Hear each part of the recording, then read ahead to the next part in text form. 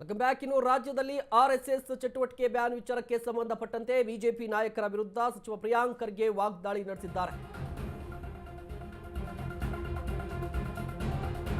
ರಾಜ್ಯದಲ್ಲಿ ಆರ್ಎಸ್ಎಸ್ ಚಟುವಟಿಕೆ ಬ್ಯಾನ್ ವಿಚಾರಕ್ಕೆ ಸಂಬಂಧಪಟ್ಟಂತೆ ಬಿಜೆಪಿ ನಾಯಕರ ವಿರುದ್ಧ ಸಚಿವ ಪ್ರಿಯಾಂಕ್ ಖರ್ಗೆ ವಾಗ್ದಾಳಿ ನಡೆಸಿದ್ದಾರೆ. ಸರ್ಕಾರದ ವೈಫಲ್ಯ ಮುಚ್ಚಿಡಲು ಕ್ರಮ ಅಂತ ಅಂದುಕೊಳ್ಳಲಿ, ನಾವು ಎಲ್ಲಿಯೂ ಕೂಡ ಆರ್ಎಸ್ಎಸ್ ಅಂತ ಉಲ್ಲೇಖ ಮಾಡಿಲ್ಲ.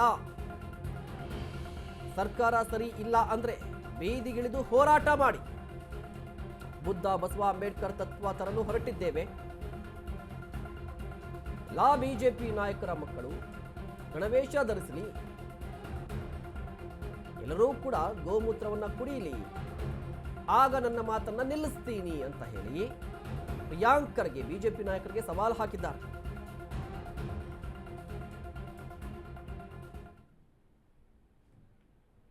ಯಾಕಿಲ್ಲ ಈ ಆಲೋಚನೆಯಲ್ಲಿ ವೈಯಕ್ತಿಕ ಟೀಕೆ ಮಾಡ್ತಾ ಇರೋದು ಹೊರತು ನನ್ನ ಪ್ರಶ್ನೆಗಳಿಗೆ ಉತ್ತರ ನಿಮ್ಮ ಹತ್ರ ಇಲ್ಲ.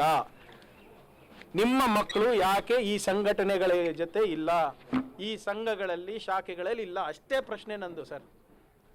ತಾಕತ್ತಿದ್ರೆ ಬ್ಯಾನ್ ಮಾಡಿ, ತಾಕತ್ತಿದ್ರೆ ಅದು ಮಾಡಿ, ಅಷ್ಟೇನಾ ನಿಮ್ದು?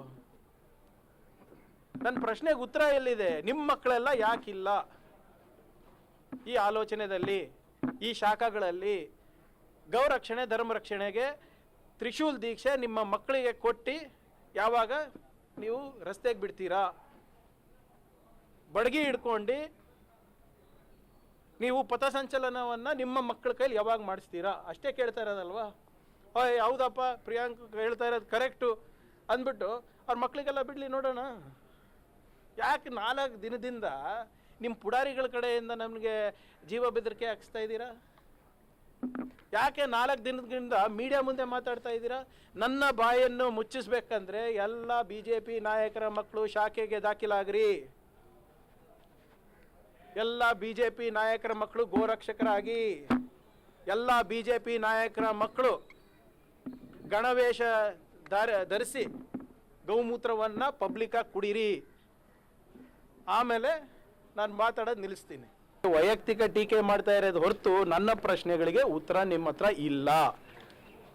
ನಿಮ್ಮ ಮಕ್ಕಳು ಯಾಕೆ ಈ ಸಂಘಟನೆಗಳ ಜೊತೆ ಇಲ್ಲ, ಈ ಸಂಘಗಳಲ್ಲಿ ಶಾಖೆಗಳಲ್ಲಿ ಇಲ್ಲ, ಅಷ್ಟೇ ಪ್ರಶ್ನೆ ನಂದು ಸರ್. ತಾಕತ್ತಿದ್ರೆ ಬ್ಯಾನ್ ಮಾಡಿ, ತಾಕತ್ತಿದ್ರೆ ಅದು ಮಾಡಿ, ಅಷ್ಟೇನಾ ನಿಮ್ದು? ನನ್ನ ಪ್ರಶ್ನೆಗೆ ಉತ್ತರ ಎಲ್ಲಿದೆ? ನಿಮ್ಮ ಮಕ್ಕಳೆಲ್ಲ ಯಾಕಿಲ್ಲ ಈ ಆಲೋಚನೆಯಲ್ಲಿ, ಈ ಶಾಖೆಗಳಲ್ಲಿ? ಗೌರಕ್ಷಣೆ ಧರ್ಮ ರಕ್ಷಣೆಗೆ ತ್ರಿಶೂಲ್ ದೀಕ್ಷೆ ನಿಮ್ಮ ಮಕ್ಕಳಿಗೆ ಕೊಟ್ಟು ಯಾವಾಗ ನೀವು ರಸ್ತೆಗೆ ಬಿಡ್ತೀರಾ? ಬಡಗಿ ಹಿಡ್ಕೊಂಡು